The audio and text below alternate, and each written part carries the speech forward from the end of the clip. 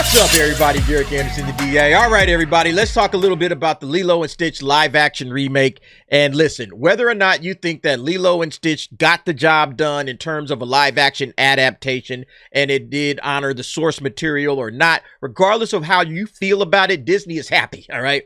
Disney is happy because they're running up the score. You can see right there, worldwide, $421 million. Look, this thing has already surpassed Thunderbolts. This thing has already surpassed Captain America: Brave New World. Disney is more than happy with this result. And they know that they're going to continue to run it up because there's really nothing coming in the box office until How to Train Your Dragon, which drops, I think, in like 2 or 3 weeks. All right, so yeah, Disney's going to continue to pile it up. They're happy with the results. They're saying, yeah, we good. All right. We don't care about all the buzz on the ending and how people think that we butchered it and all of that. They don't really care, okay? We got the job done. You can see right here as well. Audiences seem to be loving it. Critics are cool with it. You know, 69% on the tomato meter for the critics, 93% on the popcorn meter for the audience. Everybody seems to be happy, all right? And even the director right now is kind of clapping back at some of the noise that's coming out there in regards to the ending and some of the changes that were made. And this is on this website, TuneNado. It says, Lilo and Stitch director responds to complaints about the movie's divisive new ending, and there's some spoilers ahead. Lilo and Stitch director Dean Fleischer Camp has responded to unhappy Disney fans who didn't appreciate the movie's new ending, defending his vision of how one character's story concludes. Check it out. Yeah, so basically this guy is saying, look, I made the movie I made. If y'all don't like it, you know, outside there's some rocks. Y'all can go and kick them. All right. Go right on outside the door. There's a whole pile of rocks. You can kick them rocks. All right. You can scream at the sky. I don't care. All right. I'm making money and, you know, it seems like everybody's rocking with it. So I'm good. You know, even if you're unhappy. All right. If you're pissed off, too bad, so sad. And it always cracks me up because these guys are like standing on the shoulders of greater creators. You know, people that actually created something from scratch. All right. People that got it up out of the mud. They didn't just stand on the shoulders of somebody else's franchise. They went out and said, no, I'm going to create my own thing. And there was a group of fans that rocked with it, that loved it, built it into like a little mini franchise. Like Lilo and Stitch has a lot of moving parts. There's sequels, there's video games, there's books and stories and all kinds of stuff that are attached to the Lilo and Stitch franchise. And this guy comes in, they make the changes that they make. And he tells the fans, yeah, you know, suck it up, Buttercup. I made what I made. If you don't like it, tough titty. That's basically what this guy is saying, which is just crazy to me, man. Like, yo, at least give these people some acknowledgement saying, hey, you know what? I'm sorry that, you know, the story didn't work out for you. I made some changes, you know, and we apologize if it didn't work out for you. I had a different vision for what happens with these characters, and maybe you didn't rock with it. But listen, I appreciate your open-mindedness, and hopefully, you know, in time, you'll learn to appreciate what I did with the story. Something like that, right? Instead of basically what this guy ends up saying. So let me go ahead and just jump straight to it because it's just absolutely ridiculous. And so it talks about Lilo and Stitch being a massive box office hit, $360 million over the Memorial Day weekend, mostly positive Rotten Tomatoes, a cinema score, so people are pretty much liking it, all right? But then it goes on to say that Lilo and Stitch closely adapts the 2002 animated movie of the same name, but there are some noteworthy changes. Cobra Bubbles is split into 2 characters. Captain Gantu is completely MIA, and Jumba is positioned as the lead villain. The ending is also shaken up. Rather than Nani and David becoming Lilo's main caregivers alongside Bubbles, Jumba, and Pleakley, the title character is fostered by David and his grandmother. Nani, meanwhile, goes to college and uses Jumba's portal gun to frequently visit Lilo and Stitch. The biggest complaint is that Nani abandons Lilo to chase her own dreams. However, that simplistic view does somewhat miss the point of what filmmaker Dean Fleischer Camp is attempting to get across by giving the teenager more agency. Talking to X, Camp shared a link to an article defending Lilo and Stitch's ending. He captioned it with, for anybody questioning the ending of our film, this beautiful piece nails it. He'd later add, thank you for sharing your stories with me. It seems like the people with actual lived experiences like this are the ones whom this ending resonates the most. And this is the problem, right? That this guy is kind of overstepping his bounds because to me, first of all, he didn't write Lilo and Stitch. He is piggybacking off of somebody else's creation. All right. And the original creation is what resonated with the audiences back in 2002. So he can say all he wants to. It's like, well, the people with actual lived experiences like this, like that's just kind of hand waving away everybody else. Like, well, you don't have these lived experiences, so you don't really understand what I was trying to go for. And there's plenty of people, honestly, that have the lived experiences that he's talking about, and we're going to see that in a minute. There's people that have these lived experiences that still disagree, all right? They absolutely disagree with this ending.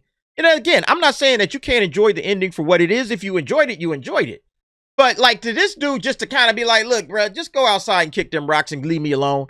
Stop complaining, all right? You don't have the actual lived experiences. Well, they have the lived experience of enjoying the original Lilo and Stitch. They have that experience. That's the experience that you should have been trying to tap into.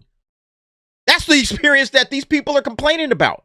Like, I fell in love with this movie. It was my favorite movie. It was this, it was that, blah, blah, blah, blah, blah. And you just completely wrecked it by not understanding what the importance of Nani and Lilo staying together. Like, Nani fights tooth and nail, all right, in the original to stay with Lilo. She is like, and then what was crazy is that this movie actually takes away from Nani's character by splitting Nani's character into two characters, all right? You know, it splits her into, you know, the old lady, all right, David's grandmother, as they talked about, and Nani. So Nani is like this little workaholic workhorse, and she's doing all of this stuff bending over backwards. Meanwhile, the grandmother is the one that's showing Lilo like a little TLC. And to me, the whole purpose of even introducing the grandmother in the first place was so that they could explain why Nani is going to go away to college at the end. It's like they wrote the end from the beginning and they said, okay, look, we need Nani to be able to go out there and have, as they say here, more agency. We need this to happen, but we can't explain it unless we have some sort of a pseudo stand-in for Nani. And so let's create the grandmother. And let's create the grandmother, and now she can be in this Ohana that they're talking about. And let me get to that piece. It says, during a recent interview with Deadline, Camp explained why it was important to him that Nani have her own dreams beyond becoming a mother to her little sister following the death of their parents. And then, look, this is where he said, all right, I think that was one of the things that we talked about, thematically modernizing and updating for this live action version, was broadening the idea of Ohana and complicating it with a little more nuance. It just felt like the right thing to do. Yeah, so we should just say, you know what? I'm going to complicate this idea of Ohana, you know, make it a little bit more complicated, add a little bit more nuance to it. And again, defeating the entire purpose of the original. The original Ohana, we got it. All right. Family don't leave family behind. All right, everybody sticks together. All right, we doing this. We in this together. You know, that was the idea of Ohana. Lilo understood it. Nani understood it. We as the audience understood it. Nobody gets left behind. Cool. Real easy idea. We don't have to think too hard about it. Well, you know, it's too, we got to complicate it a little bit more, okay? Add a little bit more nuance. That's what we got to do, you know? And again, the reason that they're doing this is because they want to modernize it. Given that Nani, who I always felt was a little too rose-colored glasses for somebody in her situation, was so smart and has had to abandon a lot of these dreams or defer them because she had to take care of her little sister and inherited all of this responsibility at such a young age. Like, that happens with a lot of families, right?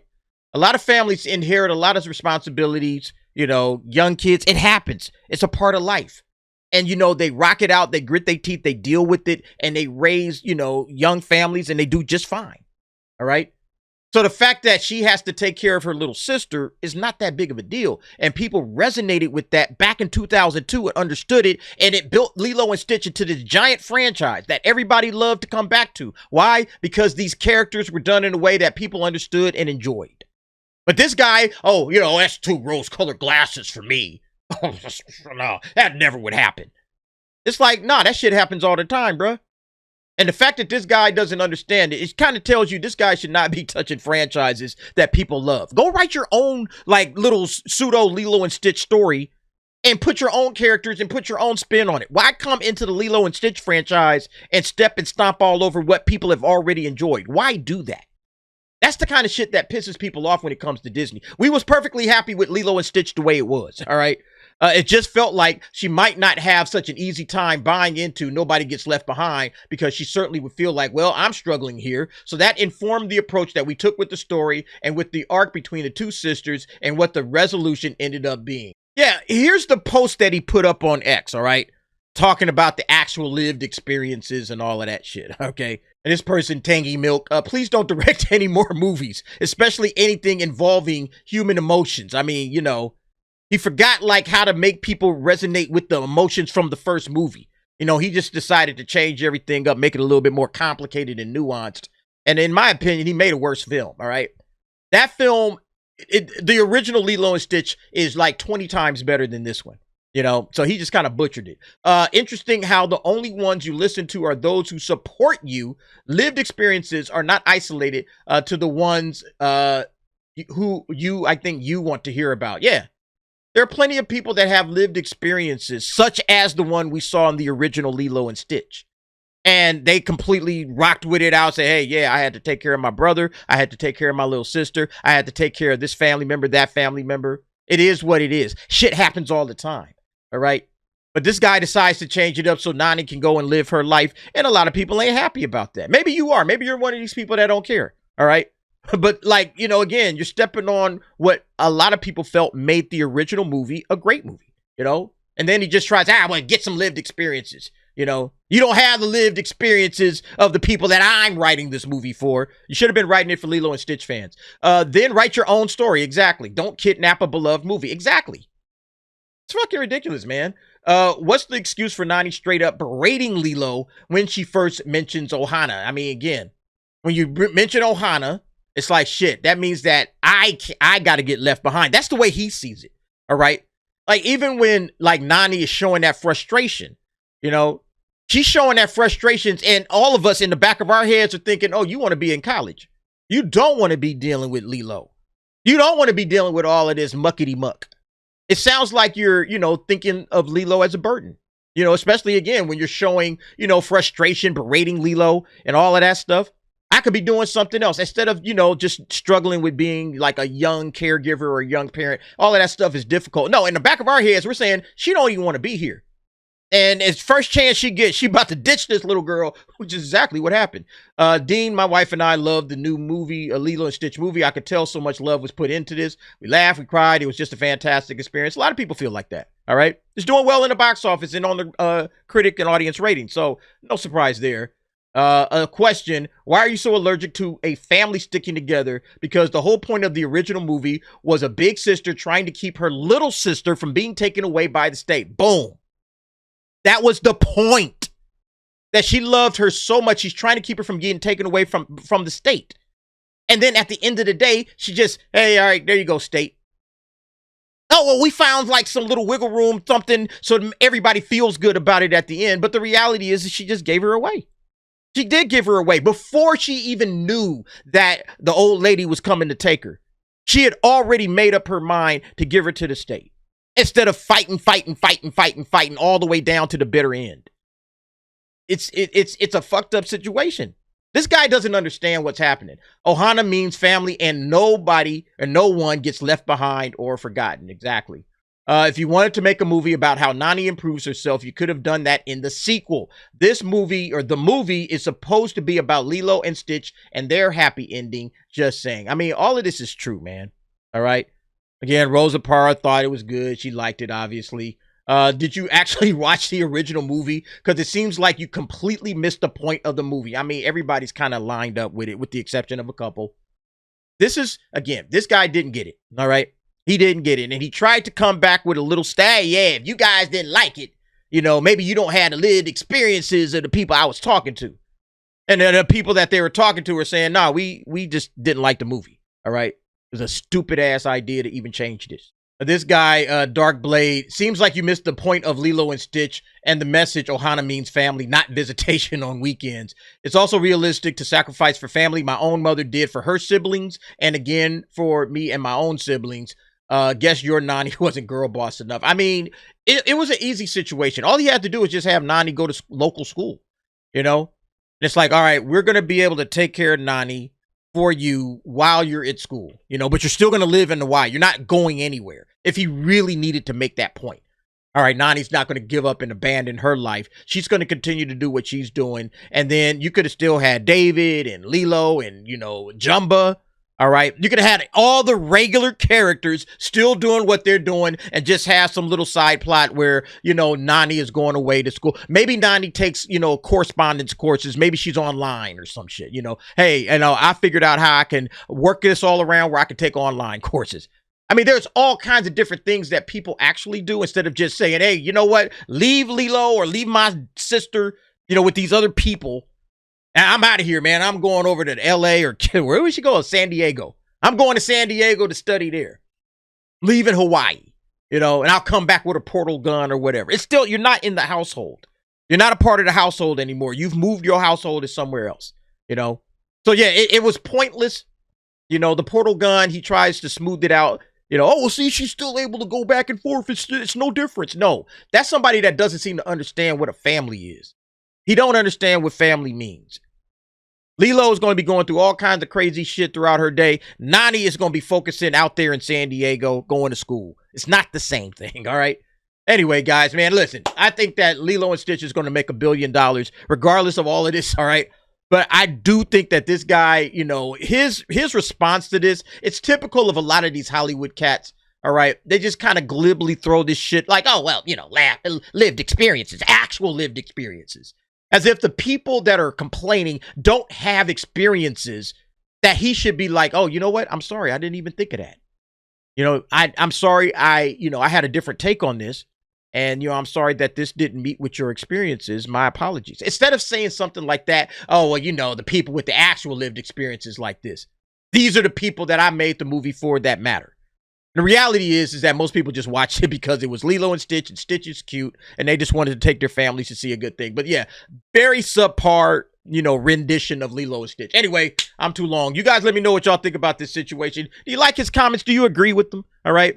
Let me know in the comments. I'll be curious because a lot of people are going back and forth about this. I'm curious what you guys think. Go ahead, jump down in the comments. Give me your thoughts and opinions on that. Thanks for watching. See you next time.